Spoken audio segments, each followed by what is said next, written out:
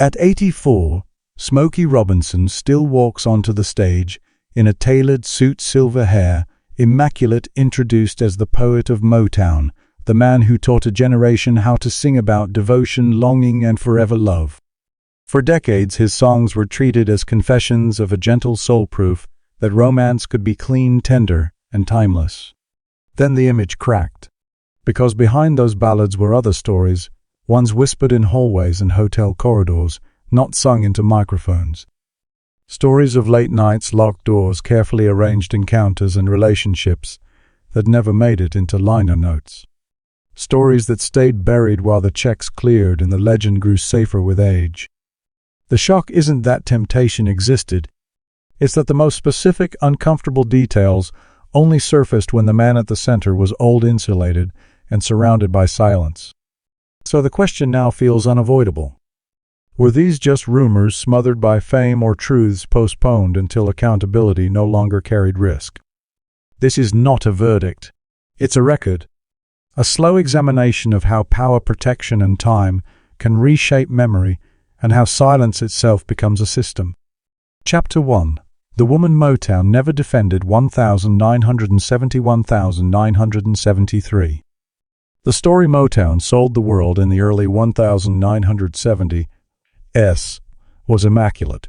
The reality inside the marriage was not. While the label's sound dominated radio from Detroit to Los Angeles, a quieter crisis unfolded behind closed doors, centered on Claudette Robinson, the woman who helped build the miracle and then watched the machine turn away from her. This chapter begins where the love songs ended. Late at night, when the house emptied, the phone stayed silent and absence began to feel deliberate.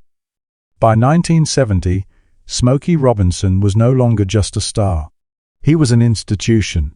His schedule was ruthless, his access tightly controlled, his image guarded with precision. According to people who moved between studios, offices, and tour buses, at the time his extramarital relationships were not a secret. They were discussed quietly, accepted practically, and contained strategically. The pattern was consistent: long evenings, sudden trips, hotel stays arranged by assistants, a marriage maintained by distance. Claudette felt it first in the gaps, missed dinners, explanations that shifted, calendars that never aligned with home. The emotional strain didn't stay abstract. It turned physical. In 1971, Claudette's health collapsed. She was hospitalized after months of stress and exhaustion, her body carrying what her voice had stopped asking for. Friends remember the visits as brief and formal. Cards arrived. Flowers followed. What did not arrive was clarity. Even then, insiders recall the message wasn't confrontation. It was containment. Keep it quiet. Don't fracture the brand. Motown was still selling romance, and the woman at its foundation was expected to absorb the cost. The rumors sharpened in Los Angeles in 1972, when Claudette learned that what she had suspected was not a single affair or a momentary lapse. It was routine. Names circulated. Timelines overlapped. This wasn't betrayal as an event. It was betrayal as a method. According to people close to her at the time, Claudette confronted Smokey and received neither denial nor remorse in the language she needed. The marriage she believed in had been competing with a lifestyle and losing. What followed was the part Motown never acknowledged. Claudette sought support and was met with caution. The advice remembered by those who heard it was blunt in its politeness. Don't make it public. The label's interests were larger than one marriage. The songs had to keep sounding sincere. The tours had to keep moving. Claudette was not told she was wrong. She was told to be quiet. Silence became policy. In Detroit, the irony was suffocating. The city that birthed the sound of devotion had become the place where devotion was managed out of sight. Claudette withdrew from appearances. Friends describe a woman shrinking inside rooms that once felt like home. The humiliation wasn't only personal. It was structural. She was being asked to protect the myth that erased her pain. The climax came in late 1973, when Claudette made the decision Motown had hoped she wouldn't. She chose herself. The separation didn't explode into scandal. It slid into place quietly, efficiently, as if everyone had rehearsed it. Smokey continued forward. The label stayed intact. Claudette stepped away, carrying the truth without an audience. Years later, when Smokey would speak publicly about addiction and mistakes, listeners heard confession and closure. Claudette heard something else. She heard how long the system had protected comfort over accountability. She remembered the nights, the hospital rooms, and the advice to stay small so the picture could stay clean. This chapter doesn't end with a court ruling or a headline. It ends with the realization that Still Burns Motown defended the music, not the woman who helped make it possible. And once that choice was made, the damage didn't need witnesses to be real. Chapter 2, Hotel Rooms and After-Show Routines, 1965–1978. The pattern did not announce itself all at once. It slipped in quietly between curtain calls and loading docks across cities that blurred together under tour lights. By 1965, as Motown's schedule hardened into an industrial rhythm, the nights began to follow a routine that people backstage would later describe with uneasy precision. After the show ended, applause, still echoing through theaters in Chicago or Detroit, a small circle lingered. Instruments were packed. Road cases snapped shut. Somewhere between the bus and the bar, decisions were made without paper, without witnesses. According to musicians and tour assistants who moved through the circuit for years, the choreography was familiar. Smokey Robinson did not prowl. He did not make public invitations. That absence was deliberate.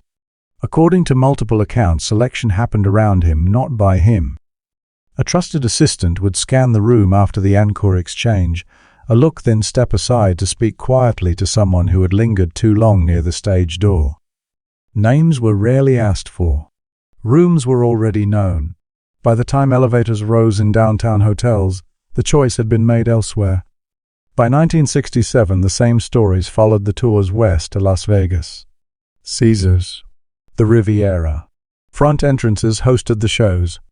Side entrances hosted the nights. Musicians recalled how the mood shifted after midnight. Laughter loosened. Drinks appeared.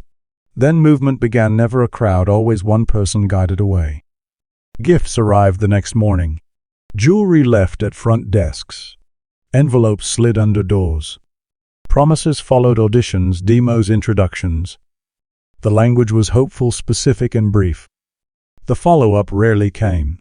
In New York, by 1969, efficiency replaced romance. After shows near Times Square, taxis were coordinated instead of elevators.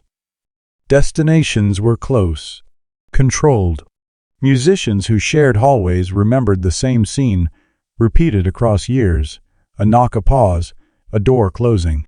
What followed wasn't spectacle. It was disappearance. Days later, the person was gone from the circuit.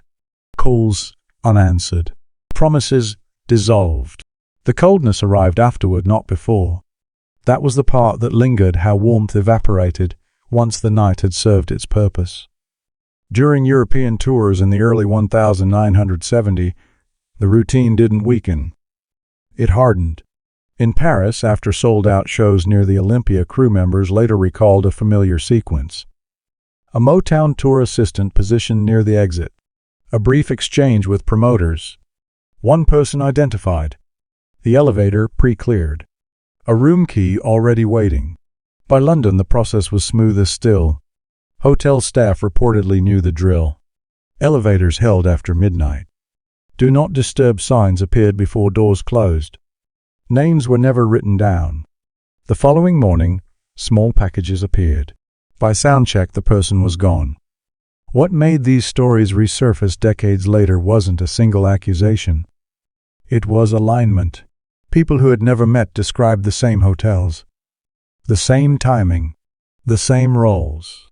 No police reports existed. No lawsuits forced disclosure. But repetition itself became evidence of a system that worked because everyone knew when not to look.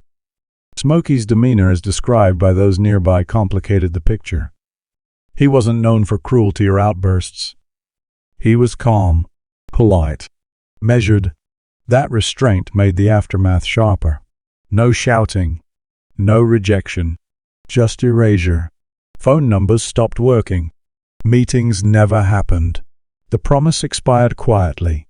By 1973, whispers hardened into expectation. New hires were warned without being warned. Veterans spoke in half sentences. "This is how it goes," one assistant reportedly said. The absence of paperwork became the system's strength. There was no single room to indict, no single night to isolate. What remained was geography, memory, and pattern. City after city, year after year, identical exits, identical silence. And when coincidence repeats long enough, it loses its comfort. Chapter 3, Cocaine, Sex, and the Loss of Control, 1979–1987. The collapse didn't arrive with sirens. It arrived quietly with powder privacy and nights that stretched past intention. By the late 1970s, the romantic voice Motown had packaged as incorruptible was already splitting in two. The fracture showed itself most clearly after midnight, when studio lights went dark and the hours stopped keeping score. In later interviews and memoir passages, Smokey Robinson would describe the moment he lost control as something that felt both sudden and inevitable. Cocaine, he said, didn't just sharpen the night. It rearranged it, turning impulse into certainty and appetite into urgency. The timeline matters. By 1979, as disco receded and Motown's old certainties wobbled, his use intensified. He spoke about it plainly years later.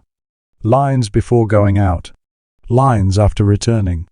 Lines to start the day when sleep wouldn't come. Decisions were made faster. Promises came easier. Consequences were deferred. People close to the tours remember how the hours after shows changed: less decompression, more pursuit. The rooms were the same rooms, but the energy inside them grew frantic. According to accounts from that period, sex became less about intimacy and more about acceleration.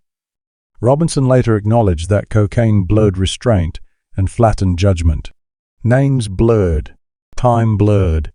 Mornings arrived without clean outlines, only fragments, and the sense that control had slipped again. At home, the damage registered differently. Claudette Robinson lived with the long view. She had endured rumors before. This time, the proof came through behavior. Smokey was gone longer, explanations thinner, apologies faster and less convincing.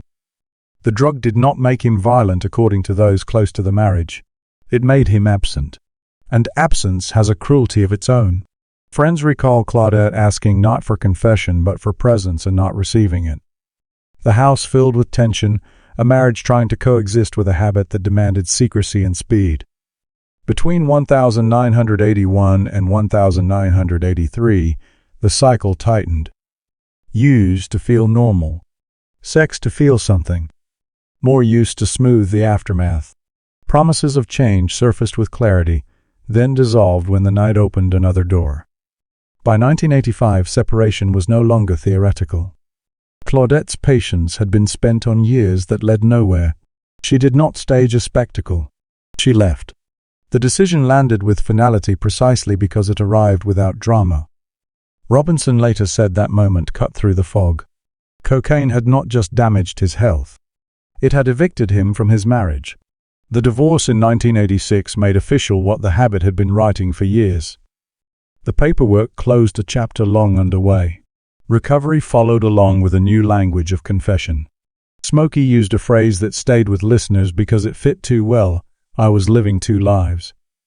One life sang about devotion and patience. The other sprinted from room to room, fueled by powder and postponed consequences. The admission framed the past without rewriting it. The marriage hadn't failed to hold together. The habit had outpaced it. This chapter's ending isn't a single night or a single line.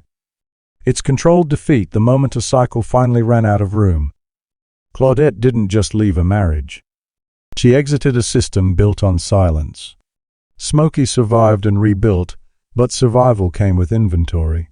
Cocaine and sex didn't invent the emptiness. They occupied it. And once they moved in everything else, trust, time, family became negotiable. Chapter 4, Late Confessions and Old Wounds, 2007-2022. The reckoning did not arrive at a front door. It arrived through microphones.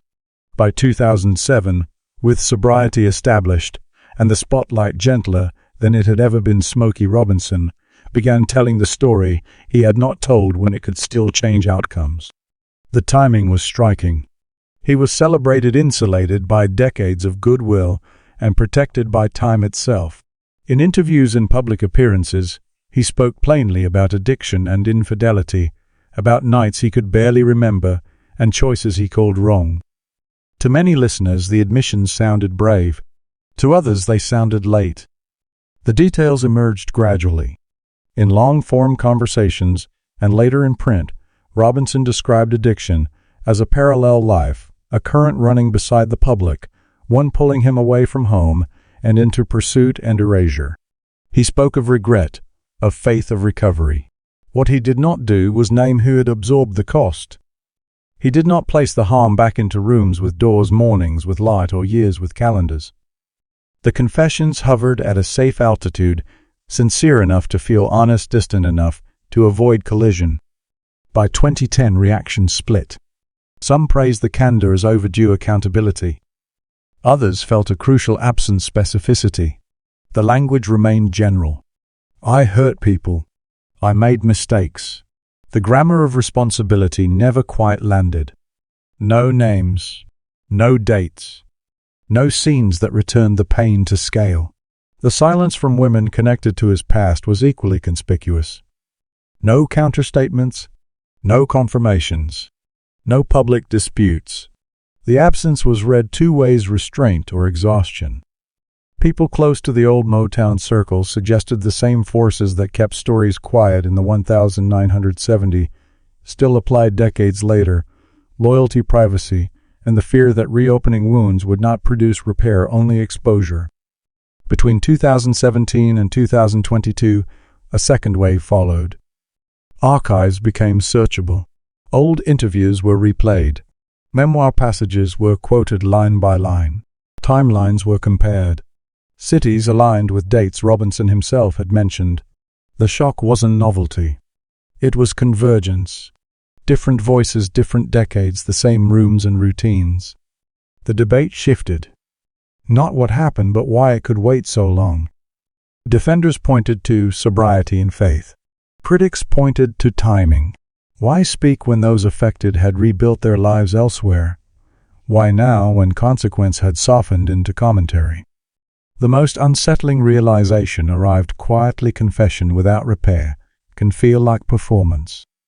Words meant to cleanse reopened questions sealed for decades. The marriage was acknowledged, summarized, rather than situated. Harm was admitted, the map to it was withheld. By 2020, the image had changed. The poet of love remained honored, but the honor carried footnotes. Younger audiences asked why discretion had been rewarded over accountability for so long. Older fans revisited songs and heard them differently, not as lies but as aspirations unmet. There was no single headline to end the story. Only recalibration. When Robinson repeated the phrase, "I lived two lives," it landed heavier than before. Two lives imply two sets of consequences. One had been celebrated. The other had been absorbed privately by people who never received a press conference. Truth, when delayed, does not arrive gently. It arrives with interest. Chapter 5. Why no one spoke when it mattered. Silence at Motown was not an accident.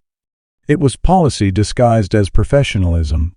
By the mid-1960s, Motown had evolved from a Detroit dream into a tightly managed empire. With that growth came contracts designed to keep problems off the record. Non-disclosure clauses were routine. Morality clauses existed, but enforcement was selective. Power flowed upward. Consequences flowed downward. Inside that structure, speaking up did not mean telling the truth. It meant ending a career. Former insiders recalled meetings where image came before behavior, optics before accountability. When rumors circulated, they did not move toward investigation. They stalled in hallways. Assistants redirected concerns. Managers adjusted schedules. Problems were solved by removal, not resolution. The unspoken rule was simple: if it didn't create paperwork, it didn't exist. Artists and staff were paid well for the error, but bound tightly. Breaking silence risked quiet blacklisting in an industry with few alternative paths, especially for black performers. Detroit was not just Motown's hometown. It was a choke point. One label controlled radio access, touring routes, and distribution. To be difficult was to disappear. Women closest to power bore the steepest cost. Many were not artists with leverage, but assistants, dancers, or locals connected through promoters. When encounters ended badly, there was nowhere to report without the complaint circling back to the same people who controlled access. Lawyers protected the brand. In practice, that meant discouraging complaints and replacing confrontation with distance. Silence was incentivized. Speaking was penalized. The culture extended beyond Motown's walls. Radio programmers depended on its output. Television shows wanted its stars. Publications needed access. A negative story in the 1970s threatened an entire web of relationships. Editors understood that. Publicists enforced it. The absence of headlines was not proof of innocence. It was evidence of alignment. Decades later, when confessions finally surfaced, the question shifted from what happened to why it was allowed to continue without interruption. The answer didn't require a courtroom. It was visible in decisions: who was replaced quietly, who was promoted, who received warnings instead of hearings, who was told to wait until after the tour. Accountability was postponed because postponement preserved revenue. When Smokey Robinson later acknowledged addiction and infidelity, he named the habit and the harm in broad strokes. He admitted living two lives. He did not name the people who carried the private consequences. Confession arrived without detail, regret without repair, and that leaves the record unfinished. Because truth delayed does not arrive clean. It arrives with interest paid by those who waited in silence while the system kept moving. The catalog remains celebrated. The music endures. But the cost absorbed quietly for years refuses to disappear. So the question belongs to you now: when accountability comes only after safety is guaranteed, what does it really mean? Is admission enough when the damage stretched across decades, or does responsibility require naming what silence erased? If you know someone whose life or personality mirrors this story, share their name in the comments. We'd like to explore their journey as well.